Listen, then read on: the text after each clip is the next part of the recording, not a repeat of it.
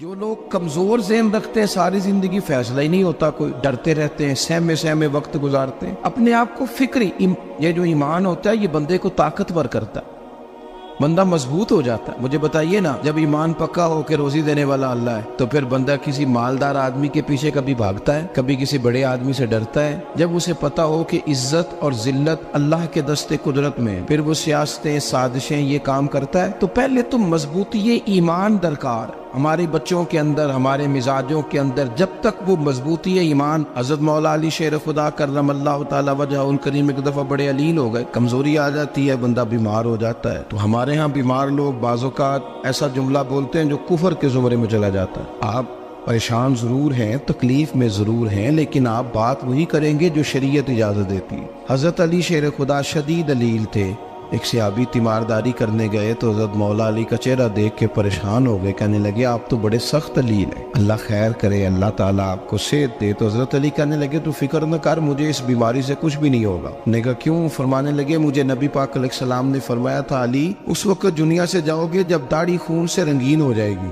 تو اس کا مطلب ہے میں خنجر کے وار کے ساتھ شہید کیا جاؤں گا، میں بیماری سے دنیا میں نہیں جاؤں گا، میں یہ بیماری سے مجھے کچھ بھی نہیں ہوگا، اللہ مجھے شفا دے دے گا، چونکہ حضور نے فرمایا کہ ساڈے نبی دی زبان ساڈے واسطے قرآن۔ تو سب سے پہلے تو اپنے ایمان کے اندر، توکل کے اندر مضبوطی پیدا کریں۔ مسلمان دیکھو نا، نماز پڑھنے سے روزی میں برکت ہوتی ہے، تو پھر اس کا مطلب یہ ہے کہ جب ٹائم آئے نا نماز کا تو گاہک جتنے مرضی کھڑے ہوں پھر دکان بند کرنی چاہیے، پھر نماز پڑھنی چاہیے، کیونکہ روزی تو اللہ نے دینی ہے، گاہکوں نے تو دینی۔ تو سب سے پہلے ضروری ہے مضبوطی ایمان، توکل، اللہ کی ذات پر بھروسہ۔ آپ کبھی میدان کربلا کا پورا نقشہ اپنے سامنے رکھیں نا، دو چیزیں ہیں، امام حسین کو نظر آ رہا ہے اب شہادت ہو جائے گی، اتنی بڑی فوج آئی ہے، خدا کی حکمت کے تقاضے سمجھ میں آ رہے ہیں، حالات کیا ہوں گے سمجھ آ رہی، پر ایک لمحے کے لیے بھی ان کا توکل کمزور نہیں ہوا۔ اپنے رب پر جو مضبوط بھروسہ ہے، سیدہ طیبہ طاہرہ حضرت فاطمہ الزہرا رضی اللہ تعالیٰ عنہا اونٹ کے بالوں کی بنی ہوئی چادر اوڑھ کر چکی پیس رہی تھی۔ یہاں بیویاں بڑا روتی ہیں، غریبی بڑی ہے، بڑی غریب بھی ہے، حالانکہ اب کون بندہ پیوند والے کپڑے پہنتا ہے جی؟ اب تو بڑی مشکل سے وہ لوگ ملتے ہیں جو جوتا ٹوٹ جائے تو گانٹھ کے پہنے، ورنہ تو نئے جوتے آ جاتے ہیں۔ حضرت سیدہ پاک اونٹ کے بالوں کی بنی ہوئی چادر اوڑھ کے چکی پیس رہی تھی۔ نبی پاک صلی اللہ علیہ وسلم نے دیکھا، آنکھوں میں آنسو ضرور آئے، پر محبوب نے فرمایا فاطمہ دنیا میں تھوڑی سی تکلیف برداشت کرو، قیامت کی ساری عزت اللہ آپ کو ہی عطا فرمائے گا۔ تو توکل کی مضبوطی، اللہ کی ذات پر بھروسہ، اپنے رب کریم کے ساتھ امیدوں کا وابستہ کرنا، اس سے مضبوطی آئے۔ دوسرا فرمایا وَعَمِلُوا الصَّالِحَاتِ، بہترین عمل کیا جائے زندگی میں، نیک اعمال کیے جائیں، وقت ضائع نہ کیا جائے، ہر وقت کوئی نہ کوئی کام بندہ کرتا رہے۔ یہاں بہت سارے لوگ ہیں جن کو لوگ نیک کہنا شروع کر دیتے ہیں نا، وہ سمجھ لیتے ہیں شاید ہم سچی مچی نیک ہیں۔ لوگ جو کہتے ہیں حضرت صاحب قبلہ، پیر صاحب قبلہ، میں یہ طالب علموں کو، دوستوں کو، بلکہ اپنے آپ کو بھی کئی دفعہ کہتا رہتا ہوں، اپنے آپ کو سمجھاتا ہوں کہ یہ لوگ تجھے کہہ رہے ہیں حضرت صاحب، یہ تو رات کو تو اپنے آپ سے پوچھنا، اپنے رب سے پوچھ، کبھی موقع ملے تو اپنی گریبان میں جھانک، غور کر کے تیری کیفیت کیا ہے، تنہائی میں تیرا دل اللہ سے جڑتا ہے کہ نہیں، عبادت میں دل لگتا ہے کہ نہیں، خدا کا خوف دل میں رہتا ہے کہ نہیں، غریب کی محبت، عزیزوں قربت والوں کا احساس طبیعت میں موجود رہتا ہے کہ نہیں۔ ویسے تو میرا مطلب ہے، لوگ کہہ دیتے حاجی صاحب آپ بڑے سخی ہیں، تو اس سے تو نہیں نا بندے نے سخی ہونا، سخی تو تب ہونا ہے جب اللہ کی بارگاہ میں مقبول ہوگا۔ اعمال صالحہ، نیک کام، اور وہ کرتا رہے بندہ، کوئی بھی کام اسے نیکی کا مل جائے نا۔ دیکھنا اپنا معیار ہر انسان نے بنایا ہوتا ہے کامیابی کا۔ کچھ لوگوں کا خیال یہ ہوتا ہے کہ بچے میرے پڑھ گئے، اپنی اپنی جگہ پہ سیٹ ہو گئے، میں اب بڑے سکون میں ہوں۔ کچھ کی رائے یہ ہوتی ہے کہ میں نے سب بچے بچیوں کا بیاہ کر دیا ہے، گھر میرا بن گیا ہے، اب میں بڑے آرام میں ہوں، قرار میں ہوں، سکون میں ہوں۔ تو اپنی اپنی رائے ہوتی ہے، لیکن حقیقت وہ ہے، اصل وہ ہے جسے اللہ کے قرآن نے بیان کیا۔ اللہ کریم نے فرمایا والعصر، اے محبوب علیہ السلام ہمیں آپ کے زمانہ مبارکہ کی قسم ہو، ان الانسان لفی خسر، فرمایا بے شک انسان خسارے میں، نقصان میں۔ اپنے تئیں کوئی دعویٰ کر لیتا ہے، آپ دیکھتے ہیں کہ بہت سارے لوگوں کے دعوے اپنے اپنے ہوتے ہیں نا۔ کسی بھی طالب علم سے آپ پوچھیں پیپر دے کے آئے تو پیپر کیسا ہوا ہے تو کیا کہتا ہے؟ جب کینڈیڈیٹ الیکشن لڑتے ہیں تو رات کو جب وہ سوتے ہیں تو سارے جیت کے ہی سوتے ہیں، ان کو سب یہی کہتے ہیں کہ لوگ سارے تیرے ساتھ ہی ہیں. حالات، یہ جتنے بادشاہ حکمران ہوتے ہیں ان کے بگڑنے کی بنیادی وجہ ہوتی ہے کہ یہ خوش فہمیوں میں مبتلا ہوتے ہیں. ہم میں سے بھی ڈھیر سارے لوگ ہیں جو خوش فہمیوں میں مبتلا ہیں. کچھ کہتے ہیں جناب ہماری نسبت بڑی تگڑی ہے. بھئی نسبت تو امام حسین سے تگڑی تو کسی کی نہیں نا. تو ساری رات نماز پڑھتے تھے، روزے رکھتے تھے، اللہ کو یاد کرتے تھے. آپ خالی نسبت پر بیٹھ کر عمل چھوڑ جائیں تو یہ کیسے ممکن ہے؟ تو اپنے اپنے تئیں لوگوں نے معیار کامیابی کے قائم کر لیے ہیں. اللہ فرماتا ہے کہ محبوب مجھے قسم ہو زمانے کی، انسان نقصان میں. یہ دن بدن جو وقت گزار رہا ہے تو اس کا نقصان، اس کا خسارہ، اس کا گھاٹا بڑھتا جا رہا ہے. روز نقصان میں. کتنا کتنا عمر کا حصہ لوگوں نے ضائع کر دیا. کتنے کتنے بہترین لوگ تھے لیکن روزی روٹی کے پیچھے وقت سارا برباد ہو گیا. یہ رزق حلال کے لیے دوڑ دھوپ ہو وہ تو بڑی بات، لیکن تکبر کے لیے اور خواہشات، بیجا خواہشات کی تکمیل کے لیے، ایک دوسرے سے آگے بڑھنے کے لیے بڑا وقت ضائع کیا لوگوں. اچھا کوئی بھی نہیں جیتا، خاندانوں میں بھی کوئی نہیں جیتا، برادریوں میں بھی کوئی نہیں جیتا، پر لڑائی ساری زندگی کی ہے. میں نے آگے گزرنا، میں نے آگے، حالانکہ کوئی کسی کو جیتنے دیتا ہی نہیں. اپنے اپنے تئیں لوگوں نے معیار قائم کیے کامیابی کے. اللہ فرماتے ہیں بے شک انسان نقصان میں ہے، لیکن جس میں 4 خوبیاں پائی جائیں اللہ کا قرآن کہتا ہے وہ بندہ کامیاب ہو. کون کون سی؟ الا الذین آمنوا. سب نقصان میں نہیں سوائے ان لوگوں کے جو ایمان لائے. سب سے پہلے کیا کرے؟ ایمان ہو اس کے پاس، مضبوط ایمان. وعملوا الصالحات، اور ایمان بھی لائے اور نیک کام بھی کرے. اور صرف نیک کام نہ کرے، وَتَوَاصَوْا بِالْحَقِّ، لوگوں کو حق بات کی نصیحت بھی کرے. اور ظاہر ہے سچ بولے گا، حق بولے گا تو بڑے لوگوں کے مفادات کو ٹھیس پہنچے گی، کچھ لوگوں کو تکلیف بھی ہوگی. تو اب جب تکلیف ہوگی تو پھر مصیبت بھی آئے گی. تو اگر حق بات کہنی ہے تو پھر کیا کرے؟ وَتَوَاصَوْا بِالصَّبْرِ، اور ایک دوسرے کو صبر کی بھی وصیت کرے. 4 چیزیں پائی جائیں، ایمان، اعمال صالحہ، حق کی نصیحت، اس رستے میں آنے والی تکلیف پر صبر. اگر یہ 4 چیزیں میسر آتی ہیں تو اللہ کا قرآن کہتا ہے بندہ کامیاب ہے. اور اگر یہ 4 چیزیں نہیں تو پھر کوئی بندہ جتنا مرضی دعویٰ کرے، جتنا مرضی شور کرے، جتنا مرضی اعلان کرے، وہ کامیاب ہو سکتا. سب سے پہلے تو اپنا ایمان پکا کریں. یہ جو کچی پکی باتیں کرتے ہیں نا لوگ، مسلمان جو ہوتا ہے نا، مسلمان وہ لاوارث نہیں ہوتا، وہ وارث والا ہوتا ہے. اس کا رب ہر وقت اپنی رحمت سے اس کی حفاظت کرتا ہے. مسلمان ہر وقت نبی پاک علیہ السلام کے نگاہ کرم میں رہتا ہے. اسے کمزور باتیں نہیں کرنی چاہیے کہ میرے کو پیچھے چڑھ گیا تو پتہ نہیں کیا ہو جائے گا، برادری مخالف ہو گئی تو پتہ نہیں کیا ہو جائے گا، سچ بول دوں گا تو لوگ پتہ نہیں مجھے مار دیں گے. ایسا ہو نہیں سکتا. چھری حضرت ابراہیم چلائے بھی نا تو حضرت اسماعیل کے حلق پہ چلنا اس نے تب بھی ہے جب اللہ حکم کرے گا. تو اللہ کی حکمت ہوگی، حکمت الہی ہوتی ہے تو کوئی کام ہوتا ہے، ورنہ ہوتا. تو اپنی طبیعت میں مضبوط ایمان، توکل، اللہ پہ بھروسہ، مضبوطی افکار کی، کچی باتیں نہیں. دیکھو نبی پاک صلی اللہ تعالی علیہ وسلم نے فرمایا نیکی کو کبھی حقیر نہیں سمجھنا، کبھی حقارت سے نہیں نیکی کرنی کہ یہ بڑی چھوٹی ہے تو میں اس کو کروں. آپ فرمایا کبھی حقیر نہ سمجھنا، نیکی کا کام جو بھی ملے کر دینا. فرمایا اگر بھائی سے مسکرا کے ملو گے بنا تو اس پر بھی اللہ تمہیں صدقے کا ثواب عطا کرے گا. ہم تو اس دین سے کے ماننے والے ہیں جو کہتے ہیں تو گلی سے روڑا اٹھا دے، کانٹا اٹھا دے، کسی کی تکلیف دور کر دے، کسی اس پر گنجائش کر دے، کسی کے لیے آسانی کر دے. جو بھی خیر کا کام میسر آئے پورے دن میں اسے چھوڑے نہیں. صبح گھر سے نکلے، وہ ایک صحابی تھے، غالباً تابعی تھے، تو بازار جاتے اپنے غلام کے ساتھ تو سارا بازار گھوم کے واپس آ گئے. خادم نے کہا جناب کو نہ کوئی خریدا نہ کچھ بیچا. تو آپ سارا بازار گھوم کے آ گئے. فرمانے لگے تیرا کیا خیال ہے؟ میں نے کچھ بھی نہیں کیا. کہا جناب پھر کیا کیا ہے؟ فرمانے لگے تم نے دیکھا جو بندہ بھی گزرا میں نے اس کو کہا السلام علیکم، تو کتنی کو نیکیاں میں جمع کر کے آ گیا ہوں. کوئی خیر جو میسر آئے. ہم سمجھتے ہیں کہ شاید کوئی کروڑ کو روپیہ ہوگا تو پوری مسجد بناؤں گا تو پھر میں نے نیکی کر دی ہے. شاید جناب میں، حالانکہ یہ چھوٹے چھوٹے کام ہے نا، چھوٹے چھوٹے کام، ان کی تو زیادہ ضرورت ہوتی ہے، ان کی تو زیادہ حاجت ہوتی ہے. کوئی آپ رستے میں گزر رہے ہیں تو نیچے کوئی کھڈا بنا ہوا ہے تو اس پر ہم کیا کرتے ہیں؟ گاڑی میں بیٹھ کے تبصرہ کرتے ہیں اے روڈ کھورے کدو بننا ہے. بھئی یہ کھڈا ہے نا تو آپ نیچے اترے نا تو آپ دھابڑا لیں نا، کئی پکڑے نا، یہ تو 5 منٹ کا کام ہے. یہاں آسانی کر دیں نا آپ، اس میں گنجائش کر دیں۔ حضور سید عالم علیہ السلام نے فرمایا، امام راضی نے حدیث لکھی ہے، قیامت کے دن ایک بندے کو اللہ معاف کرے گا تو مالک وہ بندہ عرض کرے گا، یا اللہ میں تو بڑا گناہگار ہوں، کس وجہ سے معافی ہوئی؟ فرمایا رات کے وقت تو گزر رہا تھا، تیرے پیر سے روڑا ٹکرایا تھا اور تو نے اٹھایا ادھر ادھر دیکھ کے کہ کوئی اللہ کے کسی بندے کو تکلیف نہ ہو جائے۔ کہ مالک وہ تو میں نے زمانہ بیت گیا، کوئی اتنی بڑی بات بھی نہیں سمجھی۔ تو رب کریم نے فرمایا تو رات کے اندھیروں میں بھی میرے بندوں کا خیال رکھتا تھا تو میں تیرا خیال نہ کروں؟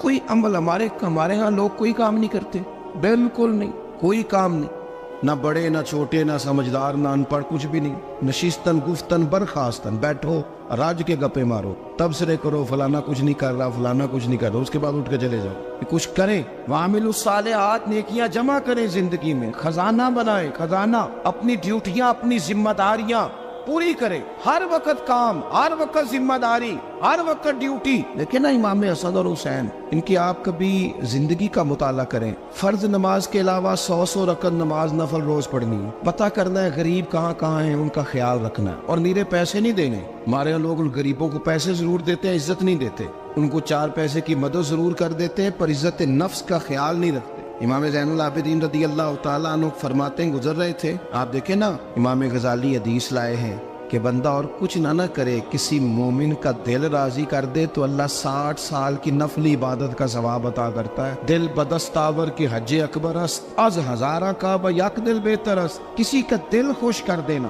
اس کو راحت دے دینا، اس کو قرار دے دینا، اس کے لیے کوئی ایسا سامان کر دینا کہ بندہ مطمئن ہو جائے، سکون ہو جائے۔ یہ ہمارے ہاں جو لوگ ہوتے ہیں نا، سرکاری ملازمین، ڈیوٹیوں والے، ان کی طبیعتوں میں تلخی ہوتی ہے۔ یہ اگر صرف پیار کرنے لگ جائے نا، سے وابستہ لوگ میرے احباب میں سے ہیں، تو میں ان سے کہتا ہوں کہ شفا تو اللہ نے دینی ہے، چلو تم دعائی تو آج کے دیا کرو نا، تم آنے والے کی بات تو توجہ سے سنو۔ وہ بیچارہ اپنی بات، ہمارے ایک بزرگ تھے تو تعویذ لکھا کرتے تھے، بڑے عالم تھے، مجھے کچھ تھوڑی سی نا میرے دل میں ان کے بارے میں خفگی رہتی تھی کہ آپ اتنے بڑے عالم ہیں، آپ کتاب لکھیں، آپ تعویذ لکھ رہے ہیں، اور پھر لوگوں نے کمائی کرنی ہوتی ہے، آپ تو مفت دیتے ہیں سارا کچھ، اتنی لمبی ڈیوٹی، سارا دن بیٹھے رہتے ہیں آپ اور لکھتے تعویذ ہیں۔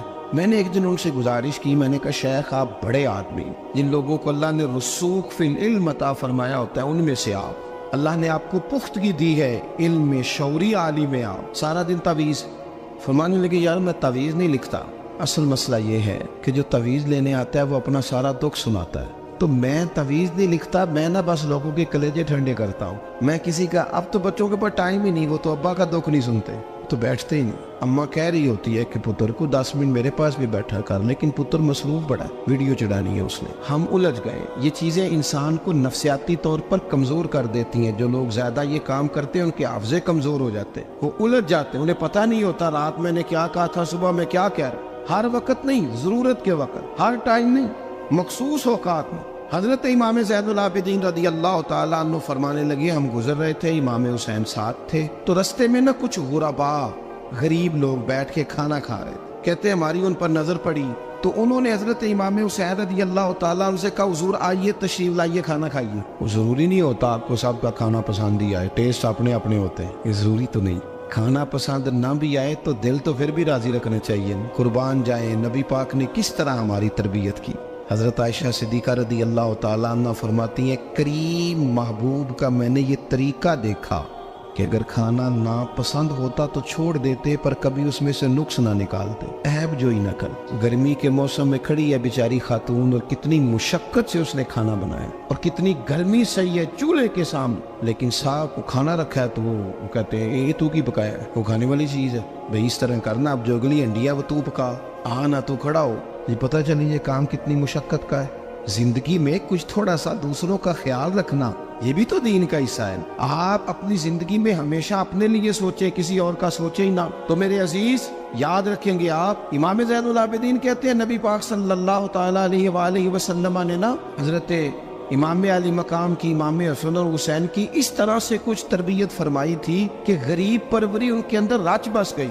مزاج بن گیا. وہ غربا بیٹھے تھے دسترخوان بچھائے سڑک کے کنارے, تو امام حسین گزرے تو انہوں نے آواز دی. امام صاحب لوگ کہنے لگے حضور تھوڑی روٹی نہیں کھا لیتے ہمارے ساتھ. تو امام صاحب آ گئے, نیچے بیٹھ گئے غریبوں کے ساتھ. کوئی جرت کرے نا, چلو امیروں نے تو غریبوں کے ساتھ بیٹھنے کی جرت نہیں کرنی, کوئی پیر ہی بیٹھ جائے غریبوں کے ساتھ, وہی مہربانی کر دے کہ میں پیر صاحب ہوں قبلہ ہوں تو میں ہی چلو لنگر کھا لوں مریدوں کے ساتھ بیٹھ کے.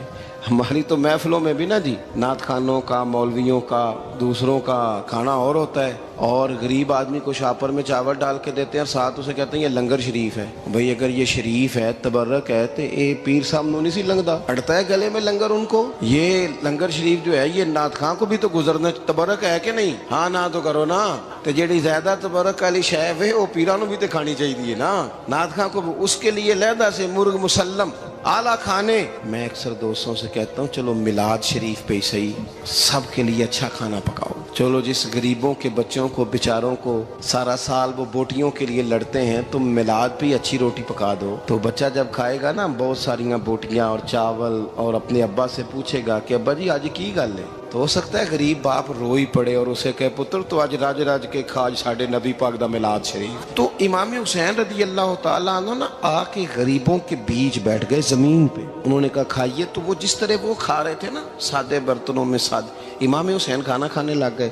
میں نے کہا خیر کا کام کوئی بھی ملے اسے ضائع, چلو اور کچھ نہیں کر سکتے تھے کسی کو سڑک ہی پار کرا دے نابینا کو, چلو اور کچھ نہیں کر سکتے تو آپ کو پتہ ہے کہ سامنے والا بوجھ لے کے گزر رہا ہے, آپ تھوڑا سا ہٹ جائیں روڈ سے, اسے گزر لینے دیں. کوئی تو کام زندگی میں کوئی ارادہ تو خیر کا بندہ کرے. امام حسین بیٹھ گئے, ان کے ساتھ روٹی کھائی. تھوڑی دیر کے بعد اجازت لی, فرمایا جاؤں؟ کہنے لگے حضور اور کھائیے. فرمانے لگے میں تو ابھی روٹی کھا کے آیا تھا اور آج تک ایسا نہیں ہوا کہ دوبارہ کھانا کھاؤں, ایک لقمے کی بھوک نہیں تھی, جتنا بھی کھایا ہے نا یہ تمہارا دل خوش کرنے کے لیے کھایا ہے. غرباء مساکین کی وعامل الصالحات, ایماندار بندہ ایمانداروں جیسے کام کرتا ہی اچھا لگتا ہے. 25 حج کیا امام حسن اور حسین نے مدینے سے مکے پیدل جا کے. میں کہتا ہوں چلو ہم باجماعت نماز ہی پڑھ لیا کریں. چلیں, حضور صلی اللہ علیہ وسلم نے فرمایا فجر کی نماز پڑھ کے بیٹھ جاؤ, اشراق چاشت تک اللہ کا ذکر کرو, 2 نفل اشراق کے 2 چاشت کے پڑھ لو, اللہ 2 حج اور 2 عمرے کا ثواب عطا کر دے گا. مشکل کام تو نہیں.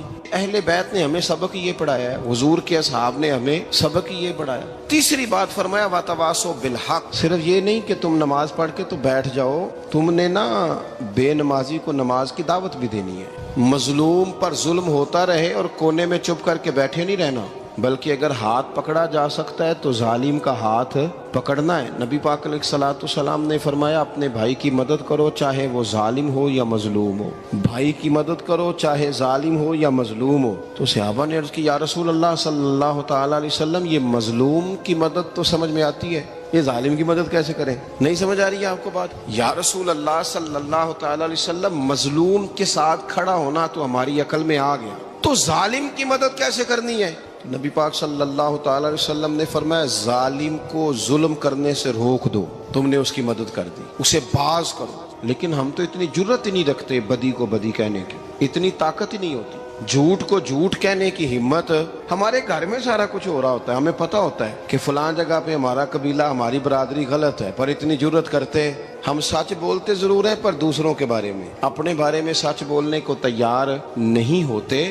جرت کا مظاہرہ کریں, زندگی میں حق کو حق کہنا سیکھیں, غلط کو غلط کہنا سیکھیں, جھوٹ کو جھوٹ کہیں, بدی کو بدی کہیں, سچائی کا ساتھ دیں ہمیشہ.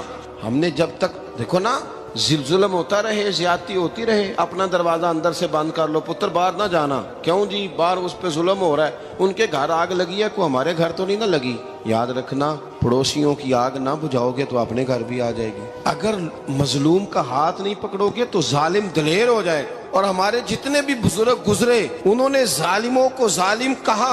امام احمد بن حنبل نے جیل کاٹی, امام اعظم ابو حنیفہ نے جیل کاٹی. آج کل لوگ کہتے ہیں مولانا صاحب آپ نے نا جناب غلط کو غلط نہیں کہنا, سیاست کی بات نہیں کرنی. کیوں جی؟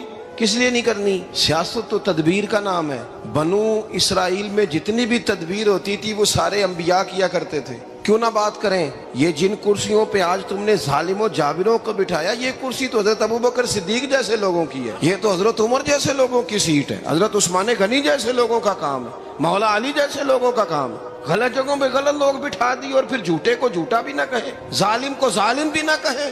ہم سے نہ رقم ہوں گے قصید یزید کے، کیونکہ ہم لوگ تو حسین کے سیرت نگار ہیں۔ یہ کیا بات ہوئی؟ آپ سچی بات ہی نہ کریں، کلمہ حق کہیں، ہمیشہ کھری بات کہیں، سچی، گرچہ اپنا نقصان ہو، حق کے ساتھ کھڑے ہونا سیکھیں۔ وتواصوا بالحق، ساری آسانی تھی، امام حسین کو کوئی مسئلہ نہیں تھا، آرام سے بیٹھے تھے۔ آج کتنے موجوں میں بیٹھے ہیں، پیر صاحبان، مولوی صاحبان، خطیب صاحبان، سیاستدان، وڈیرے، موج لگی ہوئی ہے، کسی کو کچھ نہیں کہنا، کچھ کہیں گے تو پھر بندے مخالفت کریں گے۔ تو امام حسین مسجد نبی میں جمعہ پڑھاتے تھے، چپ کر کے بیٹھے رہتے، حضور سید عالم علیہ السلام کے مزار انور کے پاس بیٹھے تھے، بیٹھے رہتے۔ لیکن امام حسین نے فرمایا ظالم حکمران بنے تو وہ قوموں کو تکلیف دیتے ہیں، وہ ملی نقصان کرتے ہیں، وہ امت کا چہرہ مہرہ بگاڑ کے رکھ دیتے ہیں، لہذا کھڑے ہونا پڑتا ہے، کلمہ حق کہنا پڑتا ہے، الائے کلمت الحق کے لیے نکلنا پڑتا ہے۔ آپ اپنی زندگی کے اندر سچی بات کرنا سیکھیں۔ الیکشن کے دن آ گئے، میرے ایک بڑے محبت والے ساتھی تھے، وہ آ گئے ووٹ کے لیے۔ ویسے بھی یہ جو بیماری ہمارے ملک میں نا جی، ہمارے ہاں حکمران بعضوں کا کہتے ہیں اوے ہو جی جمہوریت بڑی ضروری ہے۔ وہ بھی کس مصیبت کا نام ہے جمہوریت؟ اقبال تو کہتے ہیں کہ یہ وہ چیز ہے کہ جس میں پتہ ہی کوئی نہیں ہوتا، پڑھے لکھے ان پڑھ کا، چھوٹے اور بڑے کا، سیانے اور بیوقوف کا۔ جمہوریت وہ طرز حکومت ہے کہ جس میں بندوں کو گنا کرتے ہیں، تولا نہیں کرتے رہتے ہو ہر وقت۔ قوم کو اس کا حق ملنا چاہیے، غریب کی مدد ہونی چاہیے، انصاف ملنا چاہیے۔ باقی یہ تمہاری کہانیاں ہیں ڈکٹیٹرشپ اور جمہوریت، اور ہمیں تمہاری سمجھ بھی نہیں آتی۔ ہر ڈکٹیٹر کے ساتھ ہوتے ہو، باتیں جمہوریت کی کرتے ہو، جہاں تمہارا دل کرتا کھڑے رہتے ہو۔ ہمیں تو کوئی اس سے غرض نہیں، کام ہونا چاہیے۔ بلکہ جو لوگ قوت نافذہ رکھتے ہیں انہیں سمجھنا چاہیے کہ ملک کی بھاگ دوڑ ہمیشہ مضبوط ہاتھوں میں رہے، اور وہ اس طرح کا نظام وضع کریں، مل بیٹھے سارے ادارے کہ غریب کی سنی جائے۔ وہ مجھے بڑی اچھی طرح یاد ہے جب وہ ایک حکومت ختم ہوئی اور جو ایک فوجی رہ کے گئے تھے 11 سال، ان کی حکومت آئی تو میں باہر نکلا تو ایک بزرگ تھے، وہ صبح صبح ناشتہ بیچا کرتے تھے ہمارے علاقے میں، چاول اور چنے بنے۔ تو میں نے ان سے کہا بزرگوں پتہ لگا جی رات دی حکومت بدل گئی ہے۔ تو فرمان لگے پتر جیڑا مرضی بھی آ جائے، میں تو یا چاول بیچ کے روٹی کھانی، ہمیں تو ان سے غرض ہی نہیں، اللہ جانے کون آیا کون گیا، تو کھیل تماشا بنایا ہوا ہے۔ تو جھوٹے کو جھوٹا کہیں۔ میرے ایک دوست ہیں الیکشن لڑتے ہیں، مجھے ایک دفعہ آ کے کہنے لگے آپ نے کبھی ووٹ نہیں ڈالا، اس دفعہ ضرور ڈالے۔ میں نے کہا نہیں ڈالتا میں۔ کہنے لگے ووٹ قوم کی امانت ہے، تو میں نے کہا امانت کسی بے ایمان کو دے دوں؟ امانت تو امانت دار کو دی جاتی۔ نہیں سمجھے آپ بات؟ یہ سارے کہتے ہیں نا ووٹ قوم کی، تو امانت کس کو دینی چاہیے؟ صحیح بتاؤ۔ چلو ہوں تسی بولنا نہیں، بس دل وچ گل رکھنی، دل وچ دیندے ویسے امانت داراں نہیں ہو نا۔ نہیں میں نے کہا بولنا نہیں، ایویں کسی نے پتہ نہ لگ جائے، دیتے ویسے امانت داروں کو ہی ہو نا۔ یہ اپنے دل سے پوچھو، فیصلہ لو، اللہ سے ڈرو۔ ظالم کا مددگار ظالم ہوتا ہے، ظالموں کا مددگار ظالم ہوتا ہے۔ وہ تیرے میرے ووٹ پر جیت کر جب ظلم کرے گا تو پھر کون ہے جو یہ دعویٰ کرے گا کہ جناب میں ظالم کا مددگار نہیں؟ سوچو سمجھو، غور کرو۔ امام حسین رضی اللہ تعالیٰ عنہ نے فرمایا سچ کو سچ کہیں گے، جھوٹ کو جھوٹ کہیں گے۔ یہ نہیں ہو سکتا کہ جناب ظلم ہوتا رہے اور چپ رہے۔ اور یہ سبق کہاں سے پڑھا انہوں نے؟ مولا علی شیر خدا سے۔ جب حضرت عثمان غنی رضی اللہ تعالیٰ عنہ پر بلوائیوں نے حملہ کیا نا، تو چونکہ حضرت عثمان غنی خالو تھے امام حسن اور حسین کے، حضرت عثمان خالو ہیں، سگے خالو ہیں، تو حضرت مولا علی شیر خدا نے یہ نہیں کہا کہ پتر اتنے بندے آ گئے ہیں، تلواریں ہیں، محاصرہ ہے، باہر نہ نکلنا، بلکہ حضرت مولا علی نے خود اپنے دونوں بیٹوں کو تلواریں پکڑائیں اور حضرت عثمان غنی کے دروازے پہ کھڑا کر کے کہا پتر خیال رکھنا تمہارے ہوتے ہوئے کوئی بھی شخص حضرت عثمان غنی کا دروازہ نہ کراس کر پائے۔ خود اپنے بچوں، ہر جنگ میں حضرت علی ساتھ لے کے جاتے تھے۔ ہم تو بچوں کو دلیری سکھاتے ہی نہیں، بزدل۔ اور کچھ ہمیں بابے مل گئے، وہ کہتے ہیں منڈے نو سایا ہے، میں کہ بابے نو آپ سایا ہے، انہوں بھی کرو دم کراؤ، اس کو نظری سایہ آتا ہے۔ کیسے نادانوں سے پالا پڑ گیا۔ کیا ہوتا ہے وہ سایہ؟ اچھے بھلے سیانے نوجوان بتی بند کر کے اندر لیٹا ہوا ہے بچہ، بابا کہہ گیا انہوں سایہ ہے۔ بابا کہڑا کہہ گیا جڑا باہر روٹی لین آیا سی، بھی ایڈی پہنچی سرکار ہوندی تے ٹکر ہی گھر کھا لیندی۔ لوگوں کے قسمت کا حال بتاتا ہے، اپنی اتنی خراب ہے کہ مانگتا پھرتا ہے۔ کیا مذاق بنایا ہم نے اپنے ساتھ۔ تھوڑے سمجھدار ہو جائیں، ہر بندے کی بات کا اثر قبول نہ کیا کریں۔ مومن کے پاس طاقتیں ہوتی ہیں، جو جدھر لگاتا ہے چپ کر کے لگ جاتے ہو. ان الذین قالوا ربنا اللہ ثم استقاموا تتنزل علیہم الملائکہ. اللہ کہتا ہے تو ڈٹنا سیکھ، رب کا نام لے کے ڈٹ جا، رب تیری مدد کے لیے فرشتے بھی نازل کر دے گا. فرمایا یہ نبی مومنوں کے جانوں سے بھی زیادہ قریب ہے. ہم بڑا عام لفظ بولتے ہیں کہ فلاں چیز میرے دل کے بڑی قریب ہے، میری سوچ کے بڑی. جو لوگ دل کے قریب ہوتے ہیں ان کے پاس اٹھنے بیٹھنے کو دل کرتا ہے. تو اللہ کریم نے قرآن پاک میں فرمایا کہ یہ پیغمبر صلی اللہ علیہ وسلم تمہاری جانوں سے بھی تمہارے قریب ہے. اور حضور نے وضاحت کر دی، نبی پاک نے وضاحت کر دی. حضور نے فرمایا لا یؤمن احدکم حتی اکونا احب الیہ من والدہ وولدہ والناس اجمعین، او کما قال نبی صلی اللہ علیہ وسلم. فرمایا تم میں سے کوئی اتنی دیر تک مومن ہو ہی نہیں سکتا جب تک ہر چیز سے بڑھ کر مجھ سے پیار نہ کرے. ایک مثال دے لوں، بات آسان ہو جائے گی. جس گھر کے اندر پیسہ بے شمار ہو، دولت بے شمار ہو، مکان ایک نہیں چار ہو، اور دنیا کی ساری آسانیاں گھر میں موجود ہو، سارے دوست میری بات پہ توجہ کرنا، ہر شے ہو، بینک بیلنس بھی ٹھیک ٹھاک ہو، بچوں کا فیوچر سیف ہو، لیکن گھر کے اندر میاں بیوی کی صلح نہ ہو. بچے کہتے ہیں گھر میں ہر چیز ہے پر امی اور ابا کا جھگڑا ہر وقت جاری رہتا ہے. وہ گھر صحیح چلتا ہے؟ آپ نے بولنا اس لیے نہیں کہ یہ باتیں لوگ، یہ گھر کے اندر کی باتیں ہیں نا. حالانکہ پاکستان کا تجزیہ یہ ہے کہ 95% میاں بیوی کے حالات ٹھیک نہیں. پاکستان یہ سرکاری اعداد و شمار ہے. 95% گھروں میں اختلاف رائے. یہ بات ذہن میں بٹھا لیں کہ میاں بیوی کا اگر اتفاق نہیں نہ ہوتا تو وہ کہیں کہ گھر میں کوئی بھی خوشی رہے گی تو یہ ممکن ہی نہیں، یہ سوال ہی نہیں پیدا ہو. 6 بچے ہوتے ہیں اور شادی کو 24 سال گزر جاتے ہیں پھر بھی طلاق ہو جاتی ہے. اس لیے کہ میاں بیوی کے لیے سب سے ضروری چیز آپس کی محبت ہے. اور یار کیا خوبصورت انداز ہے میرے رسول پاک علیہ السلام کا. جتنی شاندار طبیعت حضور نے مولا علی شیر خدا کی تھی اتنی کوئی کر سکتا ہے؟ اور جتنی اعلیٰ ترین تربیت اور حسن سیدہ فاطمہ کو اللہ نے دیا کسی اور کو مل سکتا ہے؟ لیکن میرے نبی پاک علیہ السلام نے ان کی شادی کے بعد ان کو اکٹھے بٹھا کے ان کے سر آپس میں جوڑ کے ہاتھ اٹھا کے دعا کی تھی کہ اے اللہ ان کے درمیان محبت پیدا فرما دے. میاں بیوی کے درمیان جو سب سے اہم چیز ہے وہ محبت ہے. بچے کہتے ہیں ہم کدھر جائیں، ابا کی سنیں کہ اماں کی سنیں؟ اور اکثر گھروں میں بچوں کی تربیت رک جاتی ہے اس لیے کہ میاں بیوی کا سلوک نہیں ہوتا، تباہی اتر جاتی. گھر کے اندر ہر شے ہے پر ان کا پیار نہیں. پتہ یہ چلا کہ گھر میں محبت نہ ہو تو گھر نہیں چلتا. اگر محبت کے بغیر ایک گھر نہیں چل سکتا تو محبت مصطفیٰ کے بغیر دین کیسے چلے گا؟ گھر نہیں چلتا میرے بھائی، ٹوٹ جاتا ہے، بکھر جاتا ہے. سارا کچھ ہونے کے باوجود میں نے مردوں کو روتے ہوئے دیکھا ہے، عورتیں تو روتی ہیں، میں نے مردوں کو روتے